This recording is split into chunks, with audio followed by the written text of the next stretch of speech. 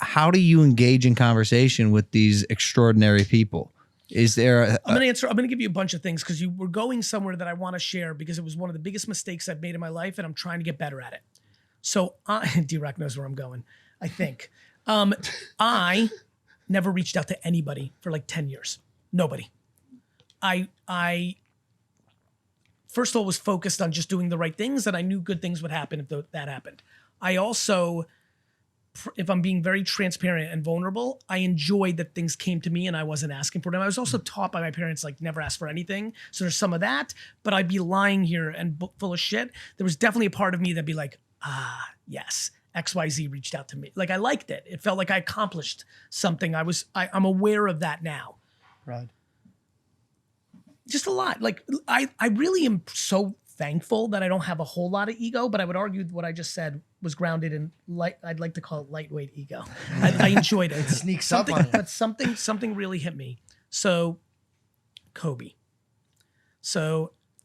Kobe passes and multiple people reach out to me 2 or 3 weeks later saying that they were in the process of reaching out to me because in that window, in the last 6 months, he started really liking my content and thought I had wanted to meet, that it was going to be fun for me. One guy specifically that I know very well, I went to Qatar with him before the World Cup, Rod, really was called me pretty emotional. It was 8 days ago, we had the conversation that was and I just remember thinking, talk about somebody I really admire because I'm so competitive.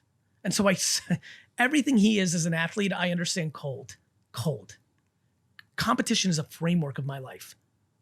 For all the foofy, be nice and all that stuff, I'm an assassin. I want to kill all of you.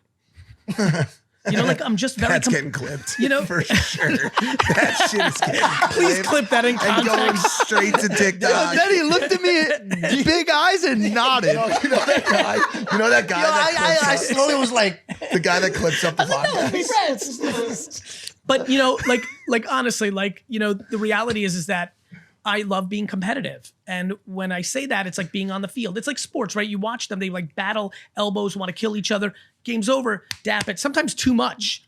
Because when you're a fan, you're pissed. I'm like, don't fucking and so I understand and love competition. I admired that mindset, that tenacity, that accountability. And he was also nice. So nice. So that's what really fucks with me. So anyway, it happened.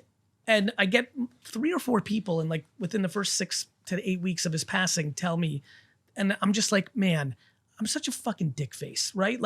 Why? Why couldn't I have reached out and be like, hey, what you've done for these years, it's really cool. And then maybe we would have had dinner and I would have that memory. And so I've been actively, I did it for kids on the come up. I do it all the time. I still do it. There's that's nothing interesting. I love doing it for. Oh, wow. I do it. I bet a bunch of kids are actually for this world. A bunch of people are like, really? Because you came out to me and I had 1,800 people and I had 4. Yeah. I love encouraging the kid. I love it. But when somebody's like that person already, I haven't done that, and I'm trying to do that more. Interesting. That's crazy. You're literally not doing what you teach them to do.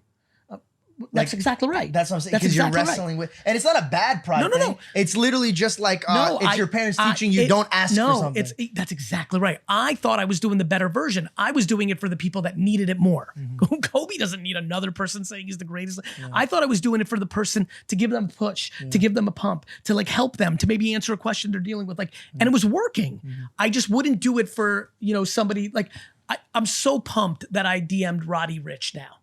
I'm pumped that's there. I'm pumped that DM sits in there. What'd you say to Roddy? I fuck with your shit. We're trying to have him on the show. I'm really good friends with Kifa. I love it. That's exactly. Yeah. So I like that. I'm trying to do more of that. I'm pushing myself. As far as maybe where you were going with that question in a different direction, I think everything is context. I can know everything. I mean, I can have a dinner right now with D-Rock that's profoundly interesting because we've not traveled as much the last couple of years. And even though I know all the foundational things and we know each other so well, so for me, if somebody knows everything about me or I know everything about them, that has nothing to do with the sit down and chopping it up because everything's contextual. It's of this moment. I agree.